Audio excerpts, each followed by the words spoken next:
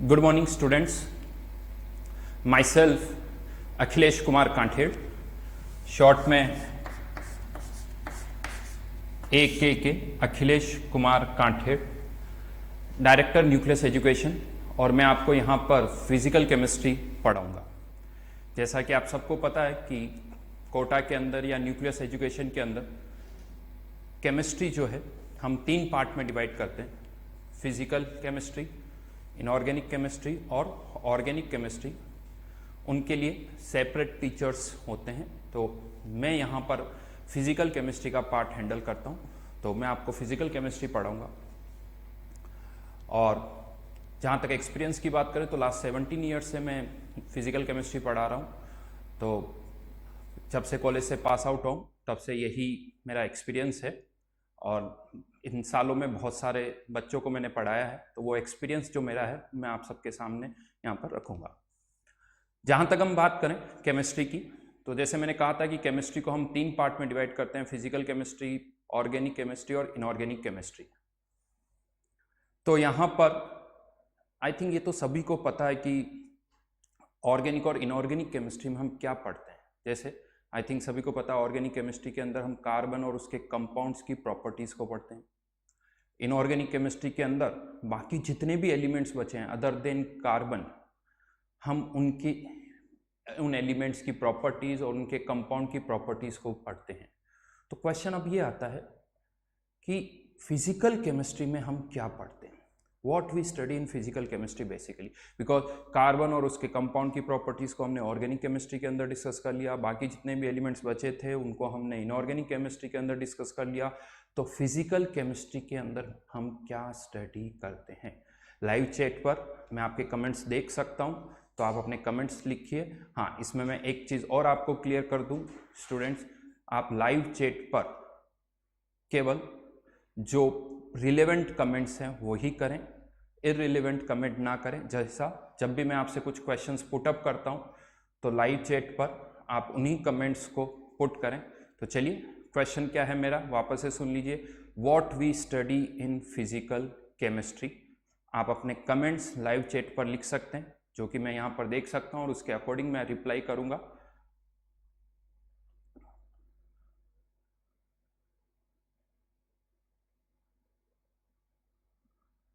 अगर जो students earphone use कर रहे हैं, मैं उनके लिए बता दूं कि ईयरफोन में केवल एक साइड से ही, एक फ़ोन से ही आवाज़ आएगी, दोनों से नहीं आ पाएगी। ये कुछ टेक्निकल इश्यू है, तो आप कोशिश करिए उसी से सुनने की, या फिर आप ईयरफोन हटा के सुन सकते हैं। गुड, मेरे पास कुछ कमेंट्स आने लगे हैं। Physical properties of the compounds, physical condition required, physical properties of the elements, laws of chemistry and model of atom. Good morning, good morning. कृपया करके आप गुड मॉर्निंग, गुड इवनिंग ना लिखें, जो मैं पूछ रहा हूँ वही हम लिखें। Numerical part of the chemistry, very good. Calculation of various properties of compounds and elements, very good. Physical properties, mall concept तो हम करेंगे, लेकिन फिजिकल केमिस्ट्री में क्या केवल मॉल कॉन्सेप्ट है? नहीं, ऐसा नहीं है, और भी बहुत कुछ हम स्टडी करने वाले हैं। Physical properties of the Madhav, physical properties of the elements, very good. Nayan Kumar, reaction of compounds. Purushottam, mathematics combined with chemistry, very good. Sumit Kumar, thermodynamics. Chandan Kumar, daily life observation.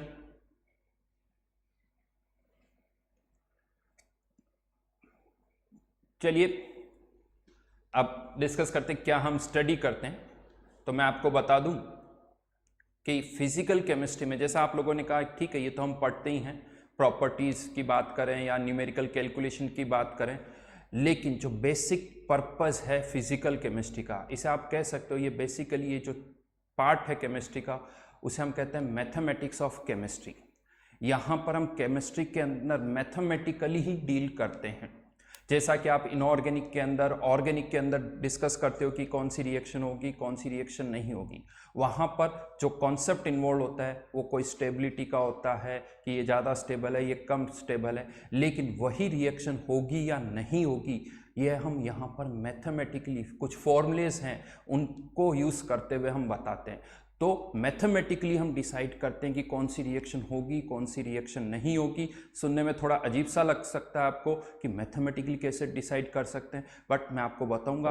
तो इन शॉर्ट अगर हम कहें तो basically it is the mathematics of chemistry. ये chemistry का mathematical part है। तो यहाँ पर हम इसके लिए कुछ लॉज, प्रिंसिपल्स, ये सब हम यूज़ करेंगे।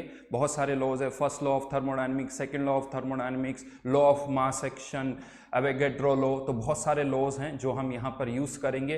तो प्लीज़ नोट डाउन बेसिकली हम फिजिकल केमिस्ट्री में क्या डिस्कस करते हैं। तो लिखिए यहाँ पर फिजिकल केमिस्ट्री। आप सभी के पास पेन और रजिस्टर होना चाहिए, एक नया रजिस्टर हो जिसके अंदर आपको ये लिखना है। उसमें आप सबसे पहले यही लिखेंगे ऊपर हेडिंग फिजिकल केमिस्ट्री, और फिर उसके बाद आपको लिखना है this deals with laws and principles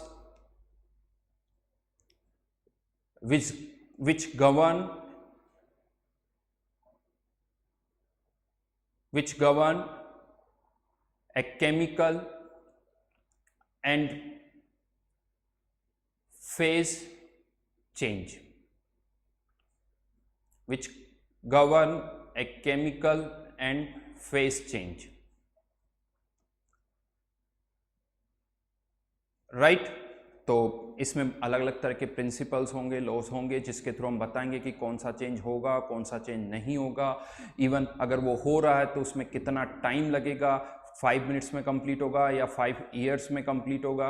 again हमें ये भी पता है कि बहुत सारे चेंजेस ऐसे होते हैं जो स्टार्ट तो हो जाते हैं, लेकिन किसी को कंप्लीट, कोई 10% कंप्लीट होता है, कोई 50% कंप्लीट होती है, कोई रिएक्शन 90% कंप्लीट होती है। तो उन रिएक्शन का एक्सटेंट क्या है, ऐसे बहुत सारे क्वेश्चंस हैं जो हमारे माइंड में हैं, वो बेसिकली हम यहाँ पर डिस्कस करने वाले हैं। तो शॉर्ट में मैंने आपको बताया कि बेसिकली फिजिकल केमिस्ट्री का क्या ऑब्जेक्टिव है। आगे बढ़ते हैं। फर्स्ट अब मैं इसमें आपको बताता हूँ कौन कौन से टॉपिक्स हैं जो कि हम फिजिकल केमिस्ट्री के अंदर कवर करने वाले हैं। एक बच्चे ने बड़ा अच्छा सा स्टेटमेंट पूछा है, phase change, it is phase change. एक बार मैं वापस से स्टेटमेंट को रिपीट कर रहा हूं, what we study in physical chemistry, this chapter this deals with physical chemistry deals with laws and principles which govern a chemical and phase change. Thank you Neha Tak. Correct. Santosh Mishra, आप chat पे भी देख सकते हो, statement लिखा हुआ है, आप वहां से भी नोट कर सकते हो। ओके, तो अब यहां पर जस्ट एक मैं आपको आइडिया दे रहा हूं कि कौन कौन से टॉपिक्स है जो कि हम फिजिकल केमिस्ट्री में कवर करने वाले हैं। तो यहां पर फर्स्ट हम स्टार्ट करेंगे मॉल कॉन्सेप्ट से। Second topic concentration terms.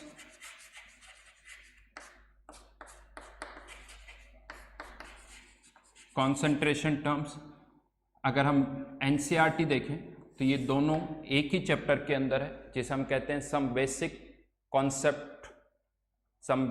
Concept, एक ही चैप्टर है ये। Then third ideal gas. Fourth topic will be real gas. Again as पर 11th क्लास एनसीईआरटी ये एक ही चैप्टर काउंट होता है। स्टेट्स ऑफ मैटर के नाम से ये एनसीईआरटी के अंदर चैप्टर है।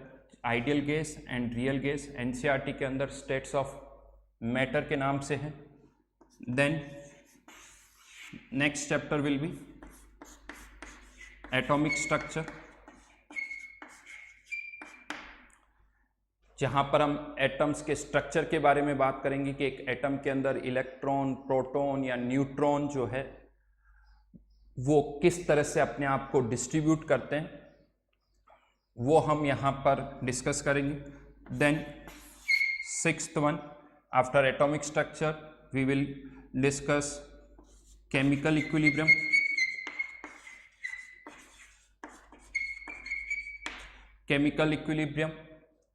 देन इसी से रिलेवेंट एक और पार्ट है आयनिक इक्विलिब्रियम। अगेन मैं आपको बता दूं एनसीईआरटी के अंदर ये दोनों जो टॉपिक्स है वो एक ही साथ है, इक्विलिब्रियम के नाम से एक ही टॉपिक काउंट होता है, केमिकल इक्विलिब्रियम, आयनिक इक्विलिब्रियम। यहाँ पर अगेन हम इसको दो पार्ट में डिवाइड करेंगे। देन आगे बढ़ते हैं इसी के अंदर, नेक्स्ट टॉपिक की हम बात करें redox reactions and equivalent concept. redox reaction and equivalent concept, then after that thermodynamics. अभी आप ये मत सोचिए कि इन चैप्टर्स के अंदर हम क्या डिस्कस करने वाले हैं, जब ये चैप्टर हम स्टार्ट करेंगे तब मैं आपको डिटेल में बताऊंगा कि इन चैप्टर्स में हम क्या पढ़ने वाले हैं। जस्ट अभी मैं आपको एक लेआउट दे रहा हूं कि कौन कौन से टॉपिक्स है जो कि हम कवर करने वाले हैं। Then thermodynamics, after that thermochemistry,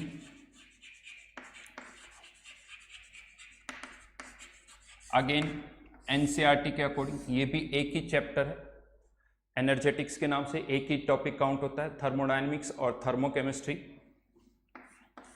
afterward solid state,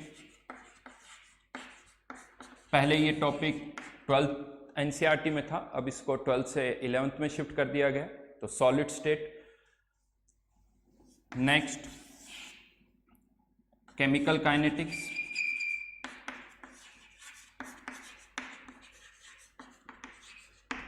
kinetics, afterwards radio activity. Yes, मैं आपको बता दूं ये जो रेडियो एक्टिविटी है ये एनसीईआरटी में नहीं है, बट जेईई एडवांस के सिलेबस में ये आता है, तो ये भी हम स्टडी करेंगे। दो ये रेडियो एक्टिविटी जो है केमिस्ट्री की एनसीईआरटी में नहीं है लेकिन फिजिक्स की एनसीईआरटी में है, तो ये दोनों जगह का पर्पस सॉल्व करता है, केमिस्ट्री में भी और फिजिक्स में भी। After radioactivity next one is electrochemistry.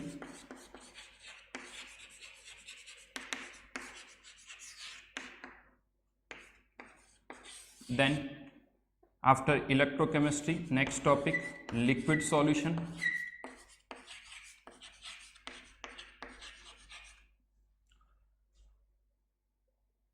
Liquid solution हो सकता है आपको नीचे नहीं दिख रहा हो तो मैं यहां पर लिख रहा हूं, लास्ट फाइनल सरफेस केमिस्ट्री।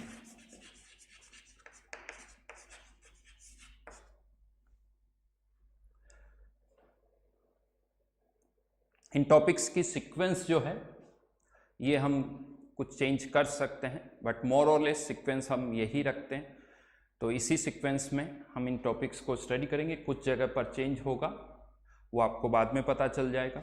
तो अभी हम स्टार्ट करेंगे मोल कॉन्सेप्ट से।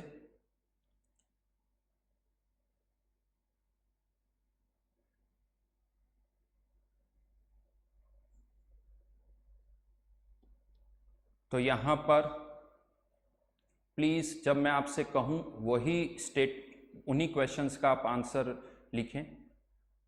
अगर आपको कुछ डाउट है तो वो डाउट आप अभी एज सच मैंने आपको कुछ नहीं बताया है, तो अभी आपको जो मैं बता रहा हूँ बस आप इन फर्स्ट पेज पर इन चैप्टर्स के नाम लिखें।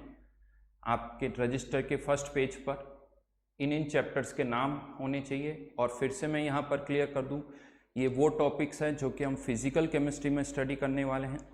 एनसीईआरटी के हिसाब से कुछ टॉपिक्स आप ऑर्गेनिक केमिस्ट्री के अंदर स्टडी करोगे और कुछ टॉपिक्स जो है आप इनऑर्गेनिक के अंदर स्टडी करोगे। तो ये कंप्लीट केमिस्ट्री नहीं है, ये केमिस्ट्री का केवल फिजिकल केमिस्ट्री का पार्ट है।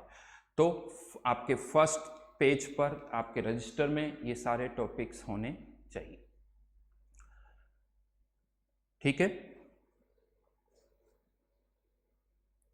गुड।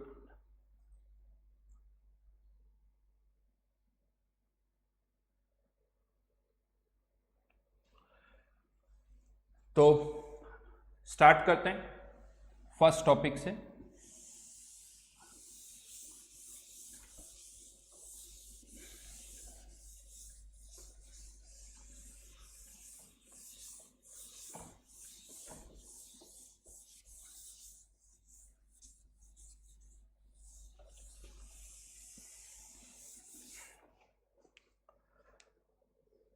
Mole concept.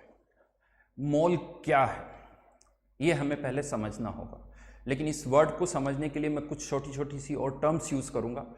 तो मुझे लगता है कि पहले हमें उन बेसिक टर्म्स का भी आइडिया होना चाहिए, जो कि बहुत ही बेसिक है, हम लोग उसे यूज़ करते आए हैं।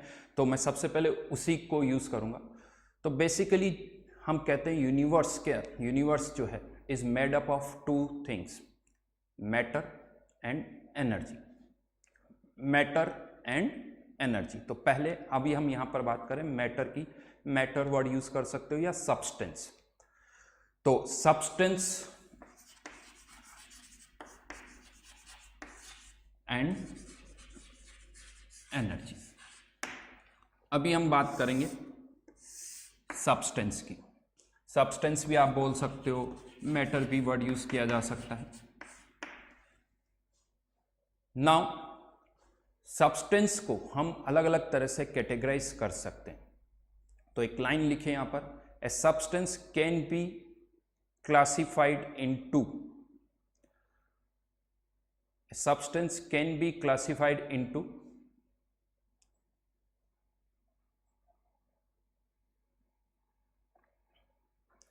अब अलग अलग तरीके हैं। फर्स्ट वन, सॉलिड, लिक्विड और गैस। एक सब्सटेंस को आप इन तीन कैटेगरीज में डिवाइड कर सकते हो, सॉलिड, लिक्विड और गैस। जनरली अगर हम देखें तो ये बड़ा ही सिंपल सा एक क्वेश्चन लगता है कि सॉलिड कौन सा है, लिक्विड कौन सा है, गैस कौन सा है। लेकिन मैं आपको बता दूं बच्चों, ये जो क्लासिफिकेशन है, कोई सा भी क्लासिफिकेशन हम करते हैं यहाँ पर या किसी और जगह पे भी, ये क्लासिफिकेशन जो है, अगर हम कुछ सिंपल से एग्जांपल्स देखें तो बड़े ही सिंपल से साउंड करते हैं, लेकिन जैसे जैसे हम इनकी डेप्थ में जाते हैं तो हमेशा कुछ ना कुछ कंट्रोवर्सीज वहाँ पर आ जाती है। खैर अभी हम उन कंट्रोवर्सीज की बात नहीं करेंगे राइट नाउ। अगर मैं आपसे कहूँ सॉलिड, लिक्विड और गैस, तो ठीक है, आप कह सकते हो एयर जो है वो एक गैस का एग्जाम्पल है, वाटर जो है वो एक लिक्विड का एग्जाम्पल है, आयरन जो हो गया, पत्थर जो है वो एक सॉलिड का एग्जाम्पल है। तो ये बड़े सिंपल से केसेस है। तो सॉलिड, लिक्विड और गैस, इवन इनकी डिटेल डिस्कशन भी हम स्टेट्स ऑफ मैटर में करेंगे। तो अभी तो एक सिंपल सा पार्ट कि हाँ, सब्सटेंस को हम सॉलिड, लिक्विड और गैस में कैटेगराइज कर सकते हैं। देन सेकंड एक और क्लासिफिकेशन पर आते हैं, एलिमेंट्स और कंपाउंड।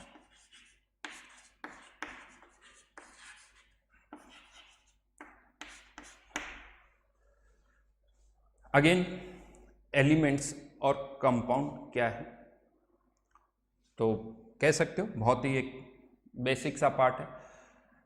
एलिमेंट्स की अगर हम डेफिनेशन की बात करें, एलिमेंट्स की अगर हम बात करें तो एलिमेंट्स कंसिस्ट ऑफ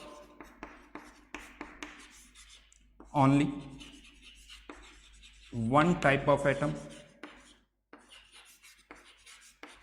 एलिमेंट के अंदर केवल एक ही तरह के सारे एटम्स होंगे, जैसे examples O2, O3, even diamond,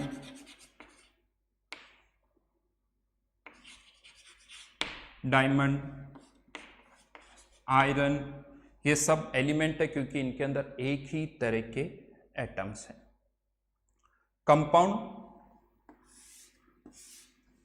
compound की अगर हम बात करें तो कंपाउंड के अंदर which consist of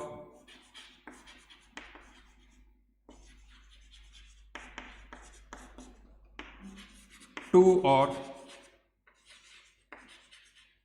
more atoms of different elements which consist of two or more atoms of different elements. Example compounds के H2O, CO2, NaCl, KBr, ये कुछ एग्जाम्पल्स हैं जिनमें दो या दो से ज़्यादा एलिमेंट्स के एटम्स होने चाहिए, तो इन्हें हम कहते हैं कंपाउंड्स।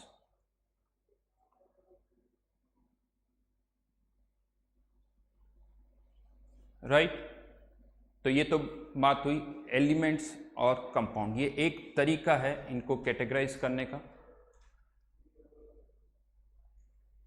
राजू महाजन, यस, जो आप ये लिख रहे हो प्लाज्मा, बीईसी, बोर आइंस्टाइन और ये सब भी है पार्ट, बट अगेन मैं आपसे कहूँगा कि अभी जो हमारा डिस्कशन है वो जस्ट एलिमेंट्री लेवल पर है, और इस एलिमेंट्री लेवल पर जब हम डिस्कशन की बात करते हैं तो हाँ, जनरली हम यही बोलते हैं कि सब्सटेंस की 3 स्टेट होती है, सॉलिड, लिक्विड और गैस। इसके अलावा ठीक है, आप बहुत सारे केसेस बना सकते हो, प्लाज्मा, कोलाइडल, बोर आइंस्टाइन, तो अभी हमें उनकी हम बात नहीं करें। इस क्लासिफिकेशन को हम बहुत ही बेसिक सा रख रहे हैं। तो second type, elements and compounds. यहाँ पर अभी मैं उन्हीं टर्म्स को यूज़ करूँगा जो आगे हम इस चैप्टर में यूज़ करने वाले हैं। मैं उन्हीं को यहाँ पर एक्सप्लेन कर रहा हूँ ताकि ये वर्ड्स अगर मैं यूज़ करूँ तो इनमें कोई कन्फ्यूज़न हमें ना हो। तो एलिमेंट्स एंड कंपाउंड की डेफिनेशन यहाँ पर, देन इसी में आगे बढ़ते हैं, थर्ड टाइप पर आते हैं।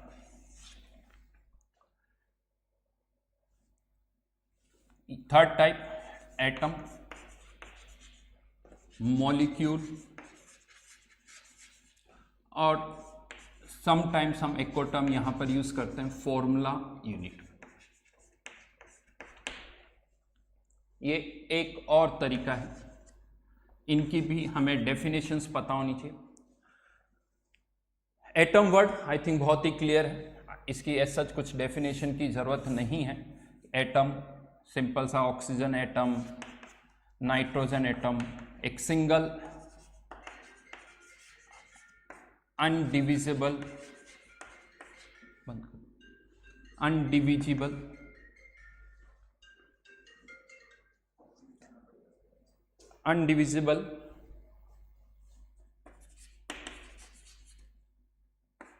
या सिंपली आप ऐसे लिख दीजिए, अनडिविजिबल स्मॉलेस्ट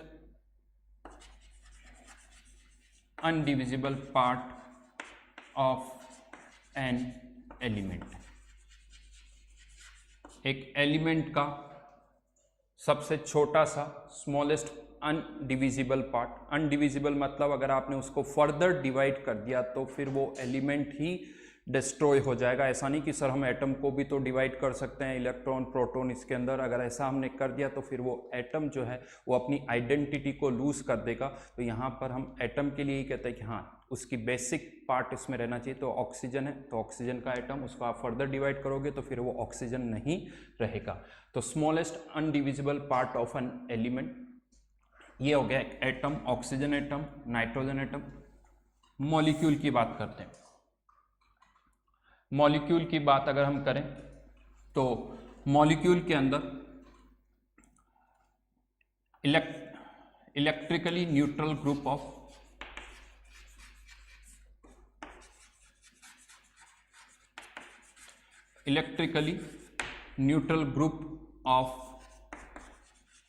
टू और more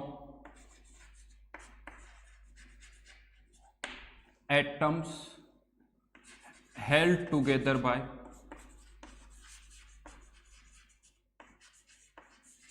covalent bond। वापस से रिपीट कर रहा हूं, electrically neutral group of two और more atoms held together by covalent bond. Example से समझते हैं जो मैंने यहां पर लिखा है। Like SO2, CO2। यस, यहाँ पर कंफ्यूजन हो सकता है, CO2 एक कंपाउंड भी है, CO2 एक मॉलिक्यूल भी है। ये आप ध्यान रखिए, कंपाउंड भी है और ये मॉलिक्यूल भी है। SO2 CO2 are held together by covalent bond. ये वर्ड थोड़ा नया है, कोवलेंट बॉन्ड हो सकता है आपको नहीं पता, बट बॉन्डिंग के अंदर आप पढ़ोगे तो कुल मिला के अभी आप इससे ये सोचे कि हाँ, हेल्ड टुगेदर, जो आपस में कंबाइंड है। Exactly covalent bond, ionic bond क्या होते हैं ये आप बाद में स्टडी करोगे। ये फॉर्मूला यूनिट से कैसे डिफरेंट है उसकी अगर हम बात करें तो यहां पर मैं आपको अब इसको एक्सप्लेन कर रहा हूं। फॉर्मूला यूनिट के अंदर जो आयनिक कंपाउंड होते हैं, जैसे NaCl, KCl। एक NaCl अगर आपके पास है तो उसमें बहुत सारे Na+ और बहुत सारे Cl आयन जो है वो एक दूसरे से अटैच्ड रहते हैं, लेकिन एक सिंगल Na+ और Cl आयन की कोई एग्जिस्टेंस नहीं होती। जब भी कहीं आप NaCl देखोगे तो वहाँ पर बहुत सारे Na+ और Cl आयन जो है प्रेजेंट होंगे, तभी हम उसे एक तरह से जो नॉर्मली हम कहते हैं सॉल्ट है वो हम ऑब्जर्व करते हैं। तो इंडिपेंडेंट एक Na+ और एक Cl आयन की कोई एग्जिस्टेंस नहीं होती है, लेकिन एक CO2 मॉलिक्यूल सिंगल एग्जिस्ट कर सकता है। उसकी केमिकल प्रॉपर्टीज इसी तरह से रहेगी। एक सिंगल SO2 मॉलिक्यूल एग्जिस्ट कर सकता है, उसकी केमिकल प्रॉपर्टीज उसी तरह से रहेगी।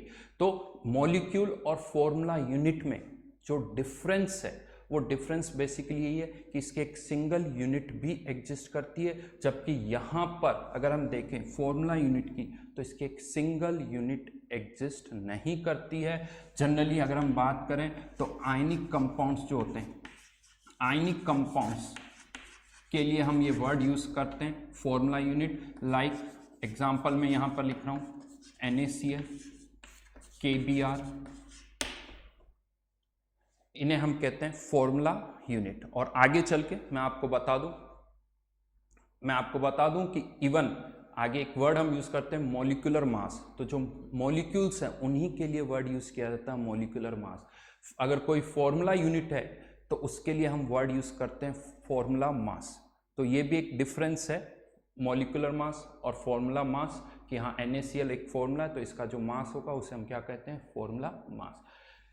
राइट, चलिए मैं आपके कुछ स्टेटमेंट्स देख लेता हूं ताकि अगर कुछ डाउट्स है तो उसको मैं यहां पर क्लियर कर देता हूं।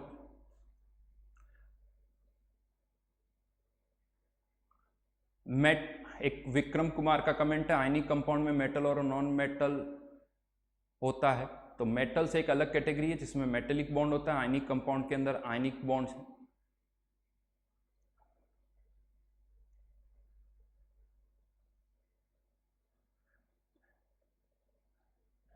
नेहा टाक, आपका जो क्वेश्चन है वो मैं आपको बता दूं, ये टॉपिक्स हम टोटल फिजिकल केमिस्ट्री के, इसमें से कुछ टॉपिक्स हम 11th में कवर करेंगे और कुछ टॉपिक्स हम 12th में कंप्लीट करेंगे।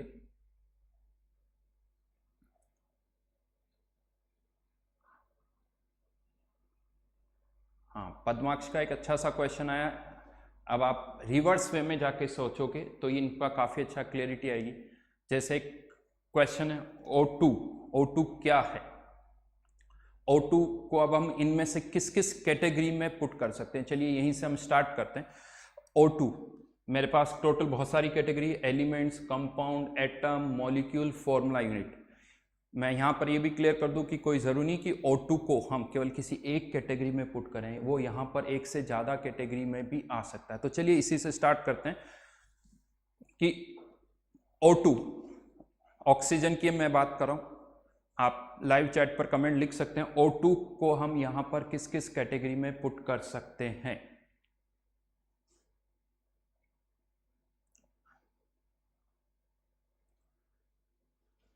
राघव, अभी समझ में आ जाएगा, मैं उसी चीज को वापस से आपको एक्सप्लेन कर रहा हूं।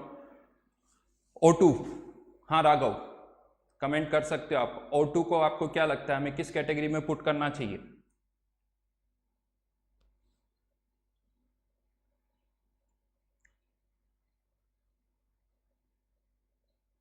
वेरी गुड, ऋषभ का स्टेटमेंट आया है लेकिन वो सही नहीं है। एटम और एलिमेंट, O2 एटम नहीं है। Right, Purushottam Sharma, elements and compound, correct. Elements और कंपाउंड नहीं, एलिमेंट्स और मॉलिक्यूल।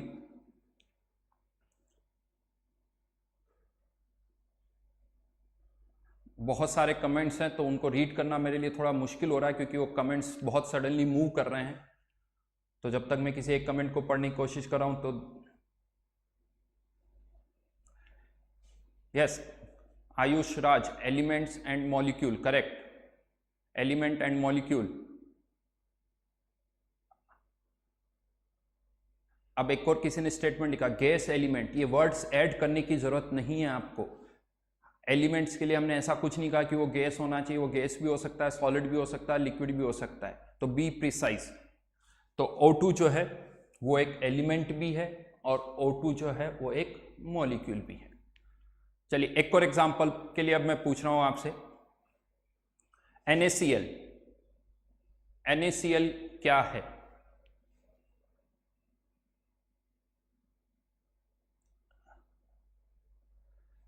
क्वेश्चन मेरा क्लियर है।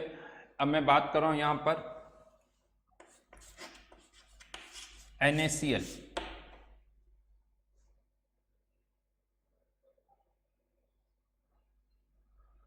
हर स्टॉक आपने लिखा oxygen is a chemical element. फिर से मैं यही कहूंगा कि केमिकल वर्ड आगे लगाने की जरूरत नहीं है, सिंपली आप लिखिए ऑक्सीजन एक एलिमेंट है, उसके आगे और किसी एडजेक्टिव लगाने की जरूरत नहीं है, कंफ्यूजन क्रिएट करता है।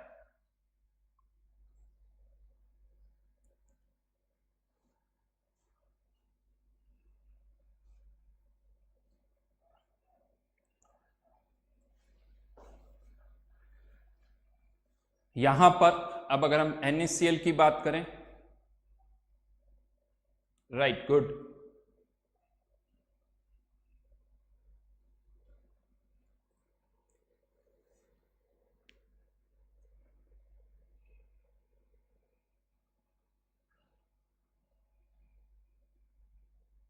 चंदन कुमार, मेरी स्क्रीन पर स्टेटमेंट्स बहुत फ्रिक्वेंटली शिफ्ट हो रहे हैं तो मुझे रीड करना मेरे लिए थोड़ा मुश्किल हो रहा है, मैं नाम और स्टेटमेंट को नहीं रीड कर पा रहा हूं।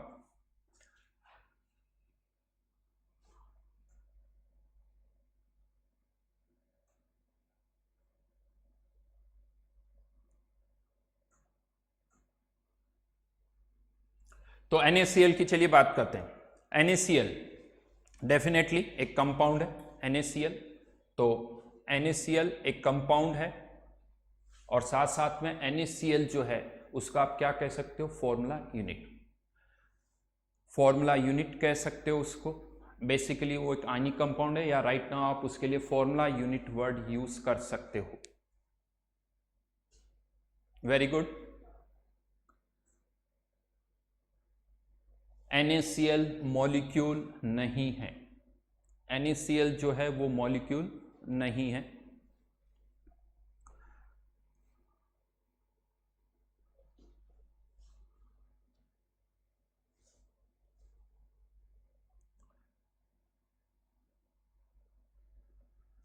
Why NaCl can't exist alone? Basically जब एक आयनिक कंपाउंड आप लेते हो तो उसमें क्रिस्टल बनता है, उसमें बहुत सारे Na+ और Cl अपने आप को अरेंज करते हैं। एक Na+ के अराउंड बहुत सारे Cl होते हैं और एक Cl के अराउंड बहुत सारे Na+ आयंस होते हैं, तब जाके वो एक दूसरे से अटैच्ड होते हैं। तो उसी तरह से अब एक अगर आप केवल एक सिंगल Na+ और Cl को आप रखोगे तो एक सिंगल Na+ और Cl का कोई स्ट्रक्चर नहीं बन पाएगा। इसीलिए जो नॉर्मल हम सॉल्ट देखते हैं NaCl, उसके अंदर बहुत सारे Na+ और Cl होते हैं, तब जाके वो सॉलिड फॉर्म में कन्वर्ट होता है। तो इसीलिए एक सिंगल Na+ या Cl हम ऑब्जर्व नहीं करते हैं, लेकिन हाँ एक सिंगल CO2 मॉलिक्यूल को हम ऑब्जर्व कर सकते हैं, एक सिंगल SO2 मॉलिक्यूल को हम ऑब्जर्व कर सकते हैं। तो ये एग्जिस्टेंस पर है कि क्या हम ऑब्जर्व कर सकते हैं या नहीं कर सकते। इसको एक सिंगल यूनिट को आप ऑब्जर्व कर सकते हो, लेकिन NaCl के एक सिंगल यूनिट को हम ऑब्जर्व नहीं कर सकते हैं। तो यहाँ पर जितने भी आयनिक कंपाउंड है आप कह सकते हो कि उनको हम कहते हैं फॉर्मूला यूनिट। NaCl, KBr ये सब फॉर्मूला यूनिट है। जबकि अगर आप एक NaCl लोगे तो उसमें बहुत सारे Na+ और हमेशा बहुत सारे Cl आयन होंगे। लेकिन अगर मैं CO2 की बात करूं तो हो सकता है मेरे पास एक ही CO2 मॉलिक्यूल हो जिसमें एक कार्बन और 2 ऑक्सीजन एटम हो। राइट, चलिए अब इसी के अंदर एक और टर्म मैं यहां पर ऐड कर रहा हूं जो कि जनरली कंफ्यूज करती है। इन्हीं के अलावा यहां पर एलोट्रॉप्स,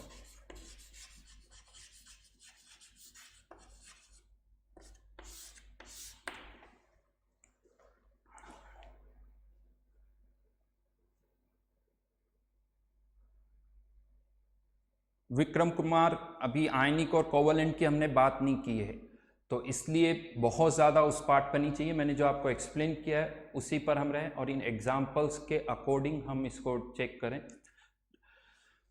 एलोट्रॉप्स, आई थिंक आप सभी लोग इस टर्म से फेमिलियर हो। एलोट्रॉप्स एग्जाम्पल्स आई थिंक बहुत इजीली हमारे माइंड में आते हैं, जैसे डायमंड और एंड ग्रेफाइट। ये हम सबको पता है कि एक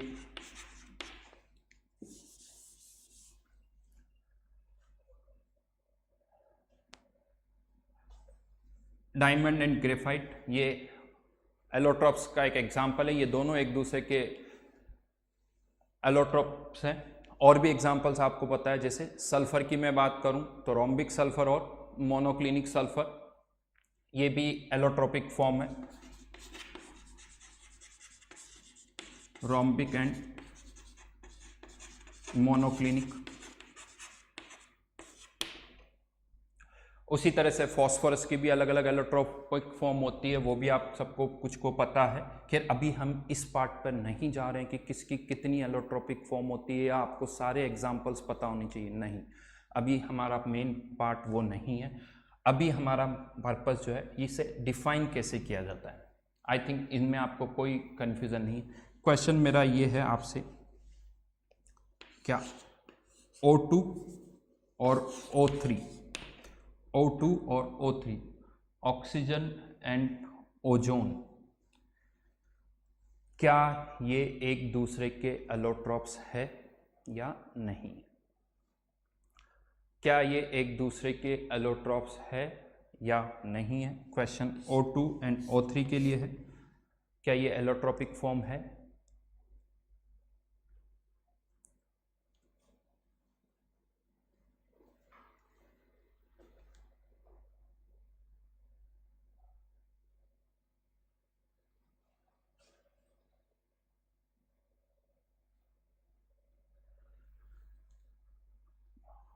Santosh Mishra no, no. Vikas,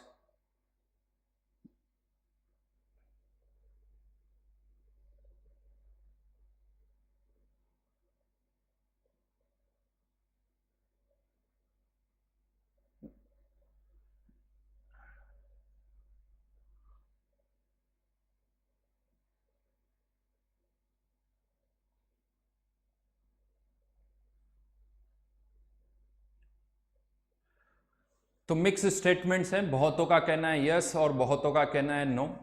but मैं आपको बता दूं, फाइनली आंसर मैं आपको बताने जा रहा हूं। यस, O2 और O3 भी एलोट्रॉप्स हैं। O2 और O3 भी एलोट्रॉप्स हैं। हाँ, लेकिन यहीं पर फिर से क्वेश्चन एक और आता है। पहले मैं वो क्वेश्चन आपको एक और पुटअप करूंगा, फिर मैं आपको इसकी डेफिनेशन बताऊंगा। क्या ऑक्सीजन एटम और O2, क्या ये दोनों भी एलोट्रोपिक फॉर्म है?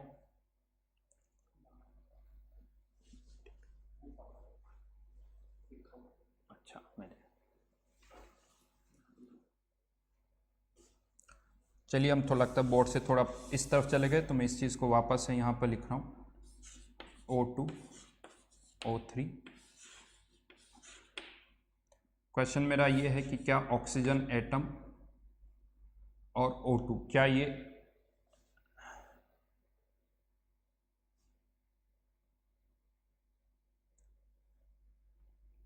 सौमित्र नायक, यस आपका स्टेटमेंट सही है। ये दोनों एलोट्रोपिक फॉर्म नहीं है, लेकिन ये दोनों एलोट्रोपिक फॉर्म है।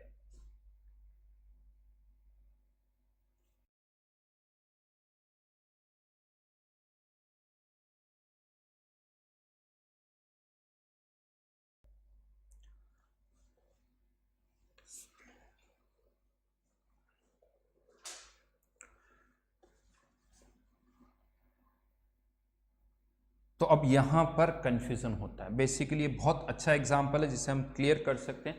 तो अब मैं यहां पर आपको एलोट्रोपिक फॉर्म की डेफिनेशन लिखा रहा हूं। एलोट्रोप्स किसे कहते हैं, तो लिखिए यहां पर, फिर मैं स्टेटमेंट भी आपको लिखवा दूंगा। एलोट्रोप्स की definition, elements having different type of bonding. Note down, yes आपके वाई का ही मैं आंसर दे रहा हूं। Elements having different type of bonding are called allotropes.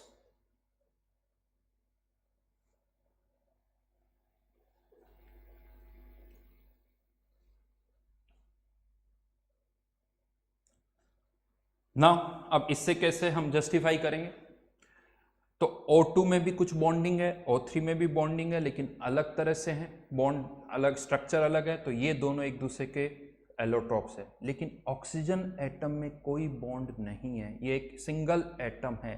तो यहाँ पर जो डेफिनेशन है, elements having different type of bonding, oxygen atom में कोई बॉन्डिंग नहीं है, इसीलिए ऑक्सीजन और O2 जो है वो एलोट्रोप्स नहीं है, ये एक दूसरे के एलोट्रोप्स नहीं है। ग्रेफाइट और डायमंड, ग्रेफाइट में अलग तरह का बॉन्ड है, बॉन्ड अरेंजमेंट है, डायमंड में अलग तरह का बॉन्ड अरेंजमेंट है, तो ये दोनों एक दूसरे के एलोट्रोप्स है। लेकिन अगर मैं यही आपसे पूछता हूं कि ग्रेफाइट और कार्बन गैस, ग्रेफाइट और कार्बन गैस या डायमंड और कार्बन गैस, क्या ये एक दूसरे के एलोट्रोप्स हैं, तो नहीं। डायमंड और ग्रेफाइट एलोट्रोप्स हैं, लेकिन डायमंड और कार्बन गैस ये एलोट्रोप्स नहीं है। तो यहां पर ये एलोट्रोप्स नहीं है। फिर से मैं रिपीट करूंगा, elements having different type of bonding,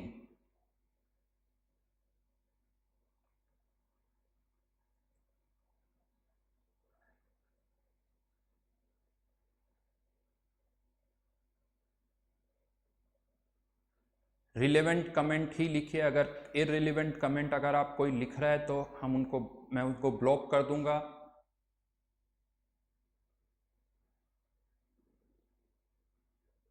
जो मैं क्वेश्चन पुटअप कर रहा हूं वही वो लिखें।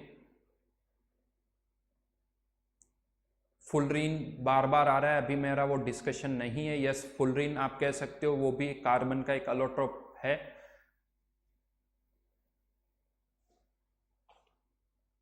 फिर से मैं ये कहूँगा, मैंने आपको पहले भी कहा था कि हम एलोट्रोप्स को समझना है, और कितने एलोट्रोप्स एग्जिस्ट कर रहे हैं हमें उससे कोई मतलब नहीं है, हमें उससे कोई मतलब नहीं है। तो ये क्लियर रखें, O2 और O3 एलोट्रोप्स है, लेकिन ऑक्सीजन एटम और O2 एलोट्रोप्स नहीं है। डायमंड और ग्रेफाइट एलोट्रोप्स हैं, लेकिन डायमंड और कार्बन गैस जो है वो एलोट्रोप नहीं है।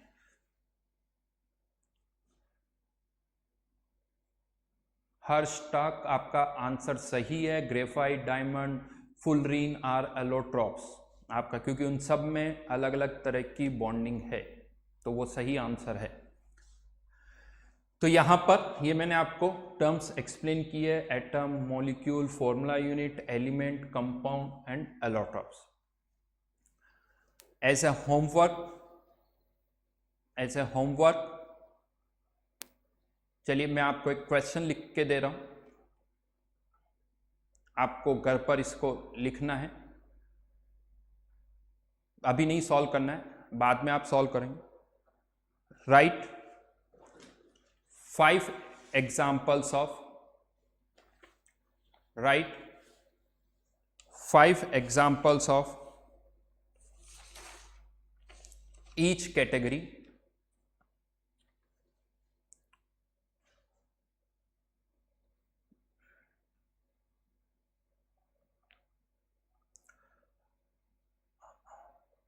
माधव, कोक जो होता है वो कार्बन की प्योर फॉर्म नहीं होती है, उसमें इम्प्योरिटीज होती है। तो कार्बन की जो प्योर फॉर्म होती है वो ग्रेफाइट और डायमंड ही है।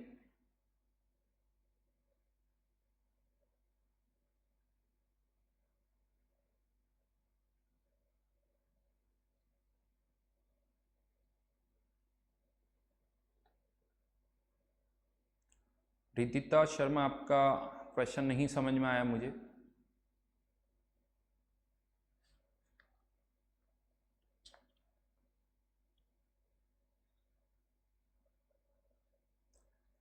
राघव छाबड़ा, आइसोटॉप्स क्या होते हैं वो पहले पता करो। ना तो ये वर्ड मैंने यूज़ किया है ना इससे रिलेवेंट है, उनका बिल्कुल अलग मीनिंग होता है। हर्ष गुप्ता, क्लासेस के टाइम मैसेज आपको मिल रहे होंगे। फिर से कहूँगा रिलेवेंट मैसेज ही ग्रुप में डालें।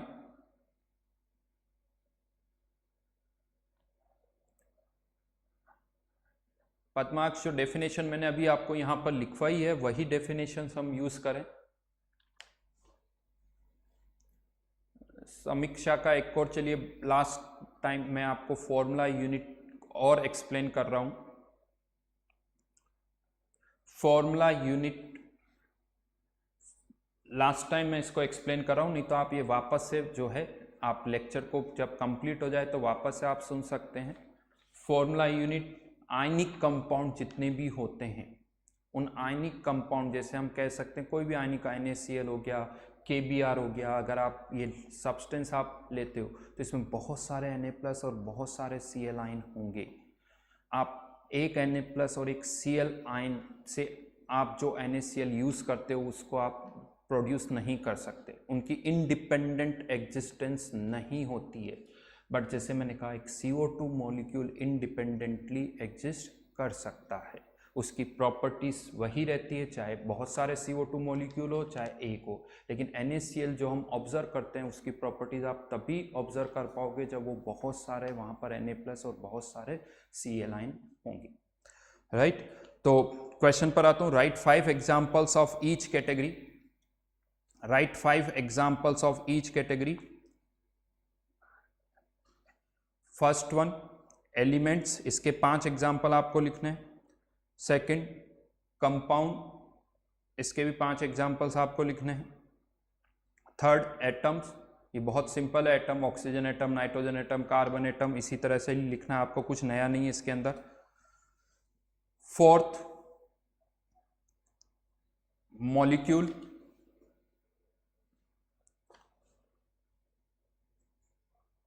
Fifth formula unit, formula unit. तो इन सब के आपको 5 एग्जाम्पल्स लिखने हैं। राइट, नेक्स्ट क्लास में हम इसको डिस्कस करेंगे इन एग्जाम्पल्स को। अगर किसी को कुछ डाउट है तो वो पूछ सकता है, अदरवाइज बहुत एक बेसिक सा क्वेश्चन है जो आपको यहाँ पर लिखना है। ठीक है,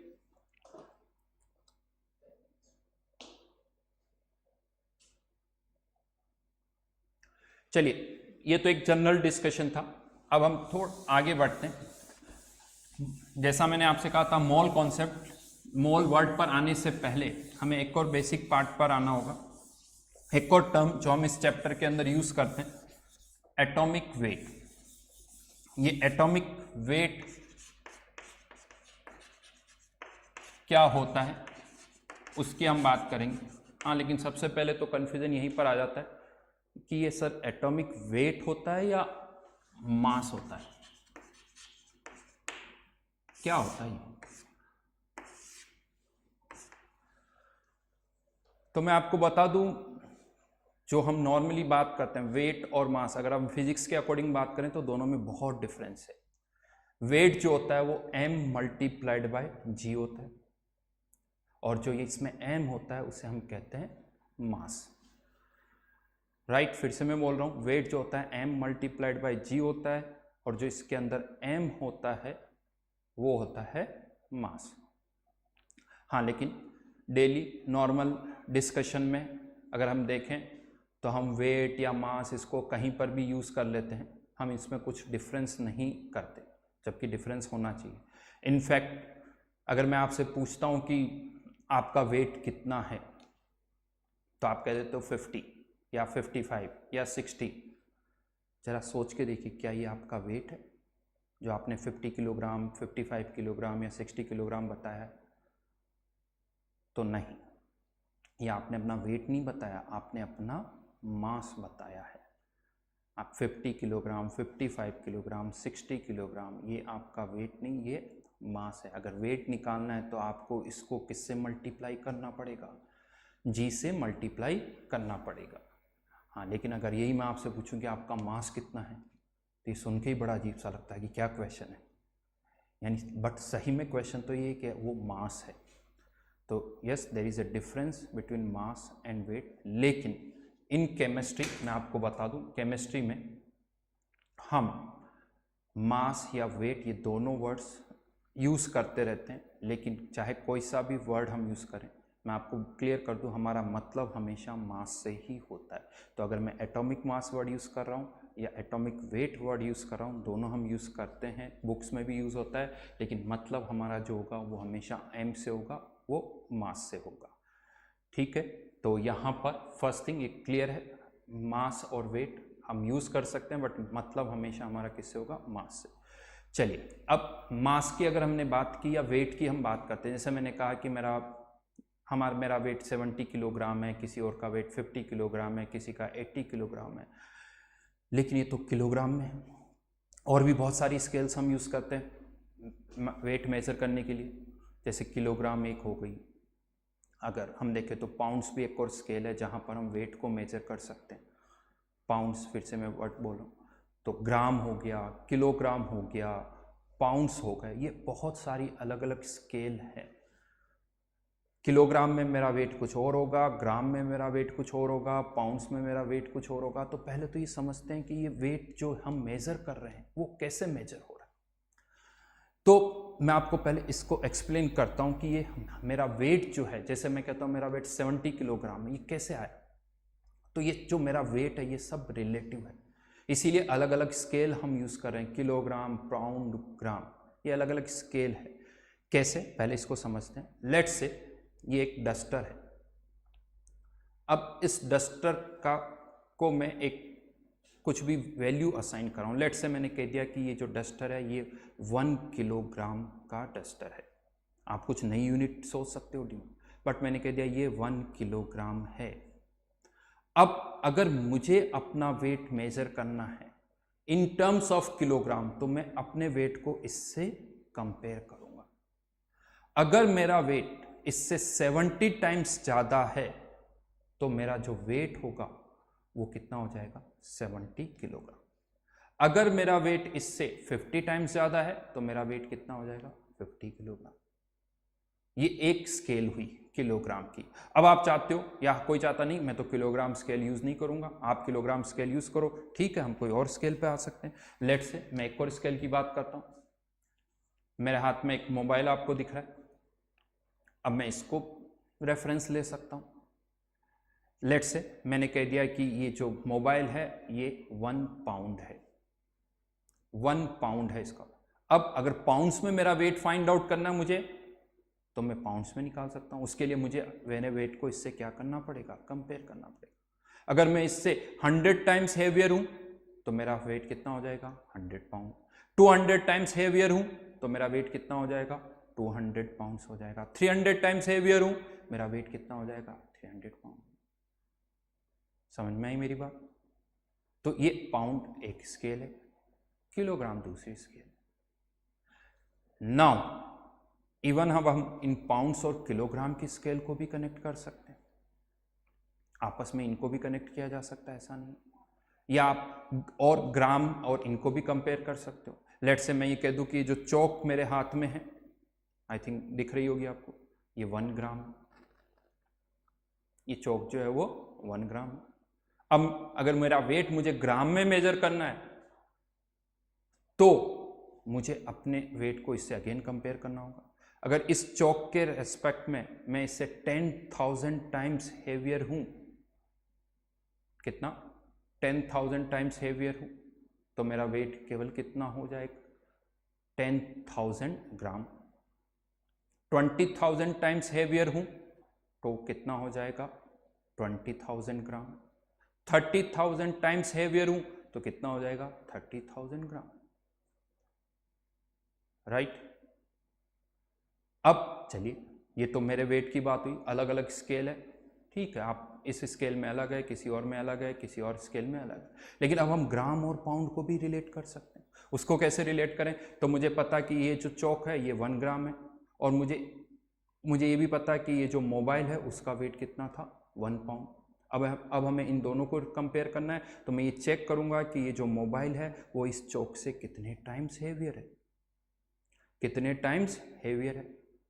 तो देखा गया कि ये जो मोबाइल है वो इस चौक से 454 टाइम्स हेवियर है, नियरली 454 टाइम्स, यानी इस मोबाइल का जो वेट है वो कितना हो जाएगा 454 ग्राम।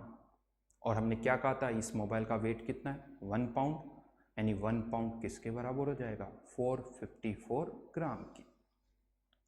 इस तरह से हम ग्राम और पाउंड को कनेक्ट कर सकते हैं, ग्राम और किलोग्राम को कनेक्ट कर सकते हैं, तो आपस में इनको कनेक्ट भी किया जा सकता है, राइट।